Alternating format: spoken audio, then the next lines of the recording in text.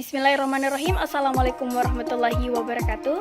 Kami dari kelompok 2, adapun tema kegiatan kami yaitu peran pendidikan dalam mobilitas sosial seorang abdi negara.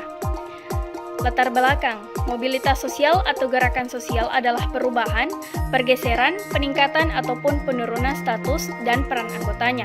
Secara etimologis, kata mobilitas terjemahan dari kata mobility yang berkata dasar mobile. Kata mobile berarti aktif, giat, gesit, sehingga mobility adalah gerakan.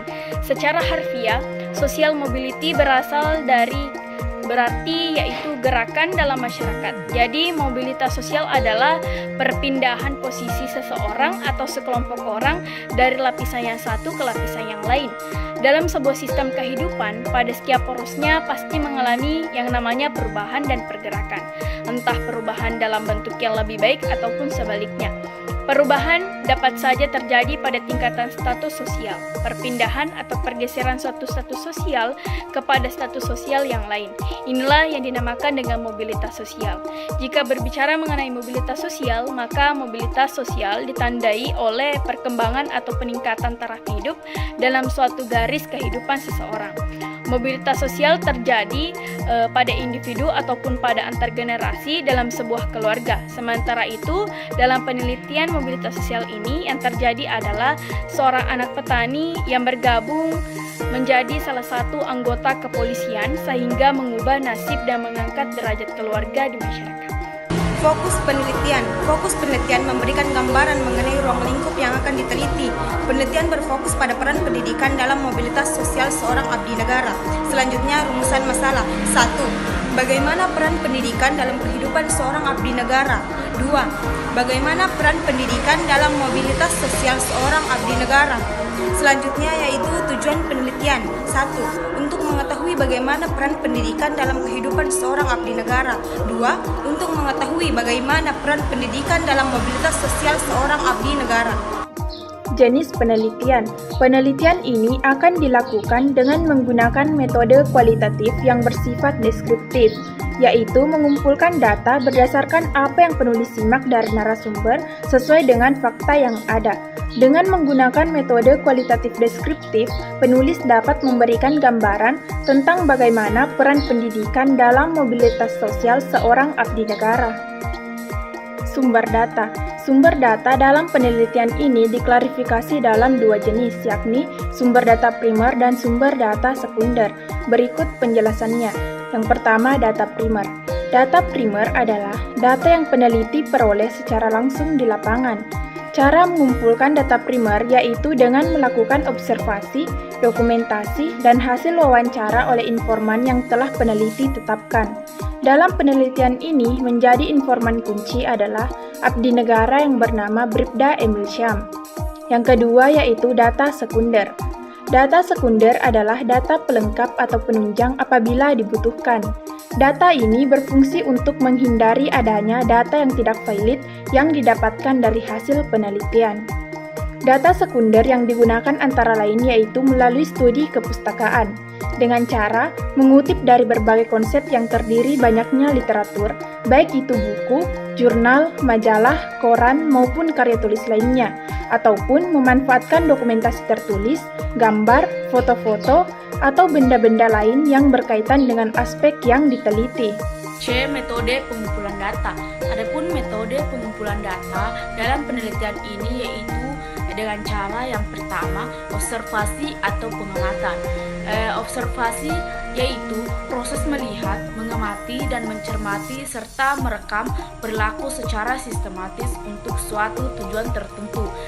Jadi metode observasi digunakan untuk melihat lebih jelas bagaimana peran pendidikan dalam mobilitas sosial seorang abdi negara. Itu dengan dilakukan menggunakan metode wawancara, yaitu bentuk komunikasi antara dua orang melibatkan seseorang yang ingin memperoleh informasi dari seseorang lainnya dengan mengajukan pertanyaan-pertanyaan berdasarkan tujuan tertentu. Yang kedua yaitu wawancara atau interview. Wawancara adalah metode pengumpulan data secara langsung dengan cara mengadakan tanya jawab kepada informan untuk untuk menggali jawaban lebih dalam dan mencatat jawaban dari yang diwawancarai untuk mendapatkan informasi yang lebih mendalam dan lebih akurat. Yang ketiga yaitu dokumentasi. Dokumentasi merupakan metode pengumpulan data dengan cara menghimpun dan menganalisis yang tertulis, gambar, dan lainnya yang berkaitan dengan aspek yang diteliti untuk memperoleh data-data. Yang keempat yaitu library research. Library research adalah pengumpulan data dengan cara mengumpulkan semua literatur seperti buku ataupun tulisan-tulisan yang berkaitan dengan pembahasan peneliti. Baik, D yaitu instrumen penelitian. Adapun instrumen yang digunakan adalah tulisan, pedoman wawancara atau pertanyaan, dan handphone. Instrumen pengumpulan data yang digunakan penulis harus sesuai dengan metode pengumpulan data. Penulis menggunakan metode pengumpulan data dan observasi, maka instrumen yang digunakan adalah pedoman observasi. Pedoman wawancara sebagai petunjuk atau pengarah pertanyaan kepada informasi terkait dengan penelitian. Handphone berfungsi untuk memotret saat melakukan wawancara, dari merekam saat melakukan wawancara, karena terkadang peneliti tidak mampu mengingat semua data-data yang disampaikan oleh informan. E yaitu teknik pengelolaan dan analisis data. Setelah penelitian mengumpulkan data yang berkaitan dengan pembahasan penelitian ini, maka pengelolaan data ini secara kuantitatif. Adapun analisis data yang digunakan dalam menyusun penelitian antara lain, yang pertama yaitu reduksi data. Reduksi data yaitu kegiatan merangkum, memilih hal-hal pokok, dan memfokuskan pada hal-hal yang penting, serta data yang direduksi akan memberikan gambaran yang jelas. Yang ke B yaitu penyajian data. Setelah melakukan reduksi, data selanjutnya yang akan dilakukan adalah menyajikan data, baik itu dalam bentuk tabel, grafik, maupun narasi, agar memudahkan peneliti untuk menarik kesimpulan ataupun melakukan tindakan yang akan dilakukan selanjutnya. Ke C yaitu verifikasi data atau penarikan kesimpulan, merupakan tahap akhir yang dimaknai sebagai penarikan arti kata yang telah ditampilkan dan akan menghantarkan data-data tertentu kembali lagi kepada tahapan pengumpulan data. Gambaran lokasi penelitian secara administrasi. Kabupaten Bone terletak di pesisir timur Provinsi Sulawesi Selatan, yaitu sekitar 174 km dari kota Makassar dan jarak tempuh perjalanan 3 jam dan sekitar 20 menit jarak tempuh antara kota Bone.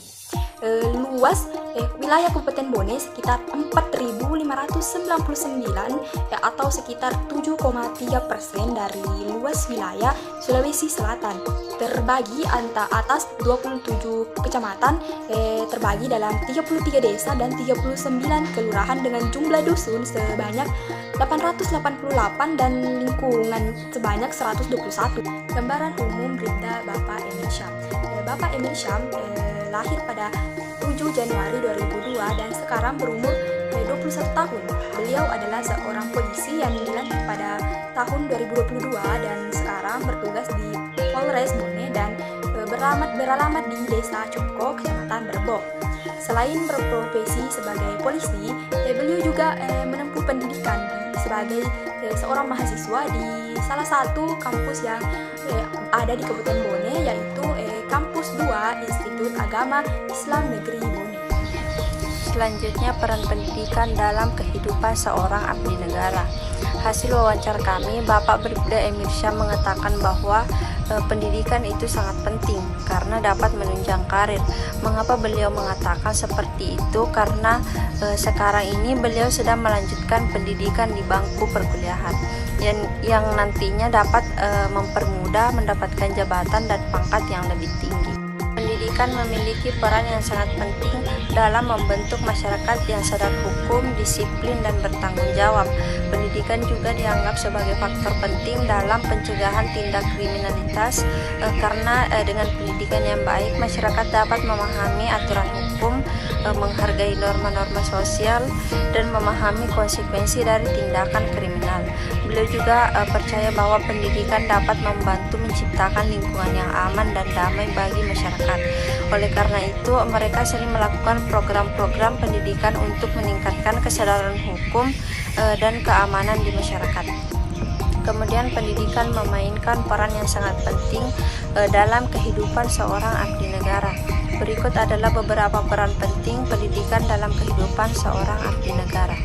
Yang pertama, membentuk kepemimpinan. Pendidikan membantu dalam pembentukan kepemimpinan yang efektif dan bertanggung jawab. Seorang abdi negara yang terdidik akan memiliki pengetahuan dan keterampilan yang diperlukan untuk memimpin dengan baik. Yang kedua, meningkatkan kualitas layanan publik. Pendidikan memberikan abdi negara dengan pengetahuan dan keterampilan yang diperlukan untuk memberikan layanan publik yang berkualitas kepada masyarakat. Kemudian yang ketiga, mendorong inovasi. Pendidikan memainkan peran penting dalam mendorong inovasi dan pemikiran kreatif. Abdi negara yang terdidik akan mampu menciptakan solusi-solusi baru untuk masalah-masalah yang dihadapi oleh negara. Kemudian yang keempat, membangun etika kerja. Pendidikan membantu dalam membangun etika kerja yang kuat. Seorang abdi negara yang terdidik akan memiliki rasa tanggung jawab dan dedikasi dalam melaksanakan tugasnya. Kemudian yang terakhir, mempromosikan kesejahteraan masyarakat. Pendidikan memberikan abdi negara dengan pengetahuan tentang isu-isu sosial dan ekonomi yang dihadapi oleh masyarakat.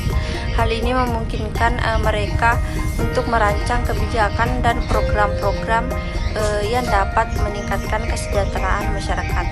Dengan demikian, pendidikan memainkan peran krusial dapat membentuk abdi negara yang kompeten, bertanggung jawab, dan berdedikasi dalam melayani masyarakat dan negara.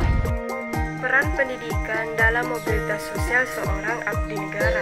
Perubahan yang Bapak Bribda Emil Syam alami yaitu yang pertama, perubahan finansial. Mengapa demikian? Karena semenjak beliau menjadi seorang polisi, beliau bisa membantu perekonomian keluarganya menjadi lebih mandiri sehingga tidak bergantung kepada orang tuanya dan juga bisa menabung untuk masa depan. Yang kedua yaitu dari segi sudut pandang orang, karena dari pengalaman pribadi beliau, semasa kecilnya keluarganya pernah dikucilkan dan dipandang rendah karena beliau hanya terlahir dari seorang keluarga petani. Oleh karena itu, beliau bertekad untuk memperbaiki dan mengangkat derajat keluarganya. Pendidikan memiliki peran yang sangat penting dalam mobilitas sosial seseorang, termasuk seorang abdi negara.